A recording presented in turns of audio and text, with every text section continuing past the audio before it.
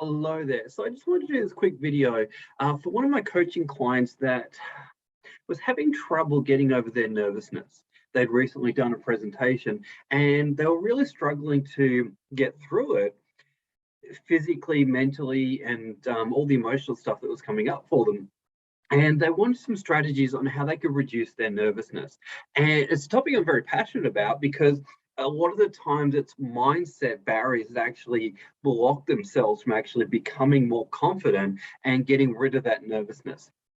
So this video is just some simple tips for people, anyone that wants to run workshops, anyone that wants to become a trainer or a facilitator, that's leading small groups or medium-sized groups, or even large groups that may struggle with nervousness. All right. So for me personally, I kind of distinguish nervousness into two types. One type is the healthy type, and one type is the debilitating type. So debilitating type would be the type that how do I put this? That makes you stumble your words, that makes you freak out, that makes you panic, that makes you have a mental blank, right? And then we've got the healthy type, which is the butterflies, which is the adrenaline rush, okay? Now, we need to appreciate that over time, we ideally want to get rid of the debilitating type and we want to step into the good type and have that sense of, I guess, excitement and adrenaline rush come up every time we present. We want that to come up.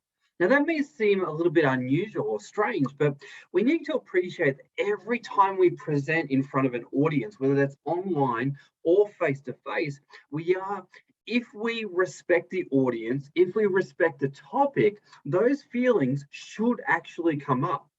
Because when we stand up in front of a group, we have a moral, ethical, and emotional obligation to our audience to actually do a great job. And that sense of wanting to do a great job should ignite those feelings of excitement, of a little bit of tension in your system, right? But the other thing is, neurologically and psychologically, you're going to have all these different chemicals that are going to be going off, right? So you're going to be like having the adrenaline, the cortisol, and all these different things going off in your body every time and any time you are presenting in front of a new audience or in a new environment. Okay, so we have to get comfortable with being slightly nervous. Now, let's get rid of the debilitating part of it, right? So let's jump into some mindset hacks or some ways that we can do that. So first thing I want to ask anyone that watches this video that is looking to bust through their nervousness is, number one, do you want to? Do you want to? Now, I know that's an odd question, but the thing is with public speaking and presenting, we can run from it as much as we want, or we can go ahead and face our fear, so to speak. So a big part of wanting to bust through that nervousness, that debilitating nervousness, is giving ourselves permission to be great on stage. Giving ourselves permission to be great on stage, because for many years, for many people, they can go, no, I'm not worthy to be on stage, or no, I'm just going to stay in my place of nervousness. And it kind of becomes a, how do I put it, secondary gain. So it's like, no, I can't do public speaking, I'm too nervous, right? But ultimately, whether you are great on stage or not comes back to a decision by you, really. Are you comfortable with the idea that you will be great on stage if you make that choice? Okay, so that's the first thing I ask you. Are you confident in your decision to actually want to bust through this nervousness? All right, so that's my first question. Second thing is confidence and nervousness. It all comes back to mindset. Okay, so for me, if I ever get nervous, my default tactic to get rid of debilitating nervousness is to ask myself this one question, okay? And I've gotten nervous in the past, I've gotten very concerned, the cold sweats and all of that, but I've asked myself this one question that's transformed my state quite quickly. And if you're watching this video, I really want you to grab a pen and write this question down. And the question is the following: what is the biggest challenge or consequence that this audience that I'm about to speak to will face if they don't hear and act on my message? I'll say it again. What is the biggest challenge or consequence that this audience will face if they don't hear and act on the message I'm about to share with them?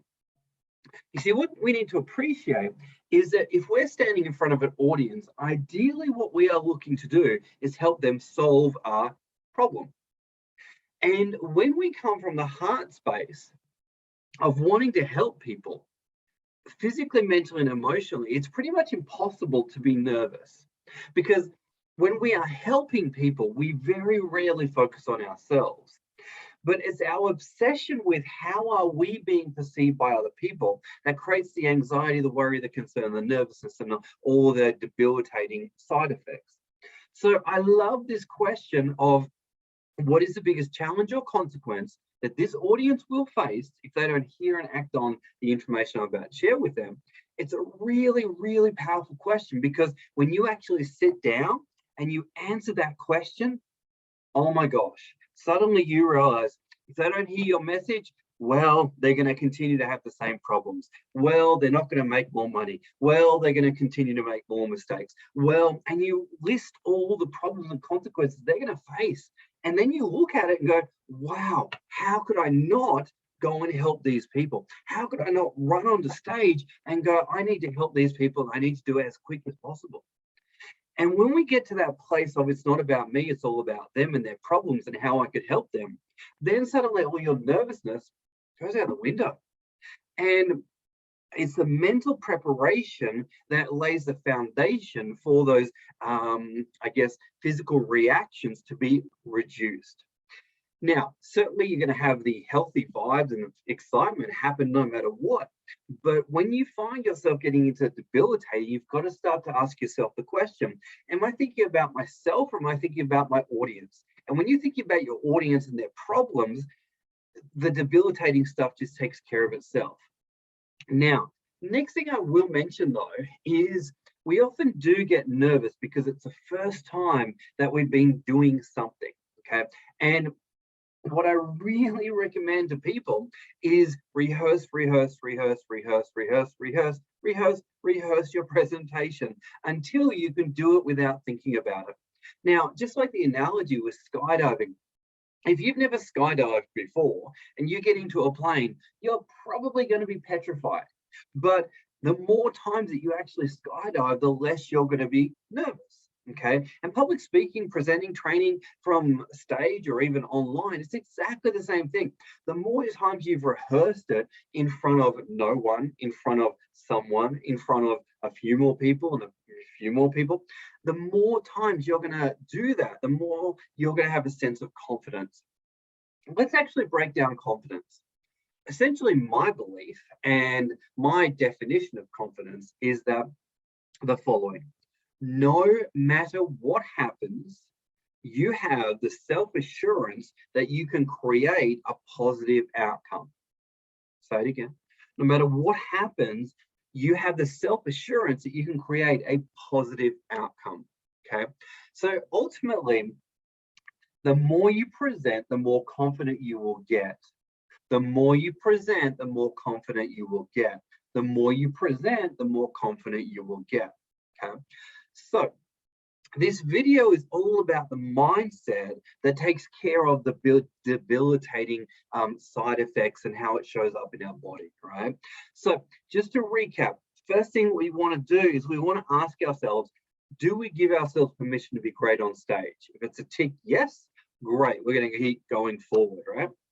Second, we want to ask ourselves the question, what is the biggest challenge or consequence that this audience will face if they don't hear and act on what I'm about to share with them?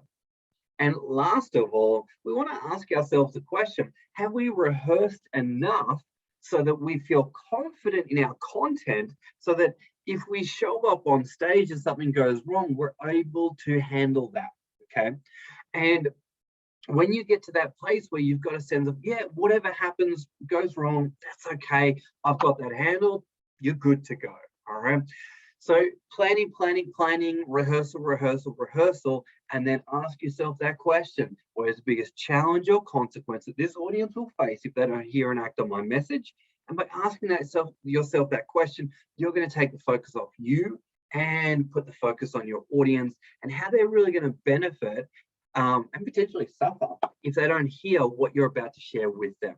Okay, so hopefully you got some value from that segment there, and hopefully that's helped you out a little bit. So thanks for watching, and if you've got any further questions about public speaking coaching, training, and being a public speaker, just let me know. I'll shoot you through an answer to a question you may have.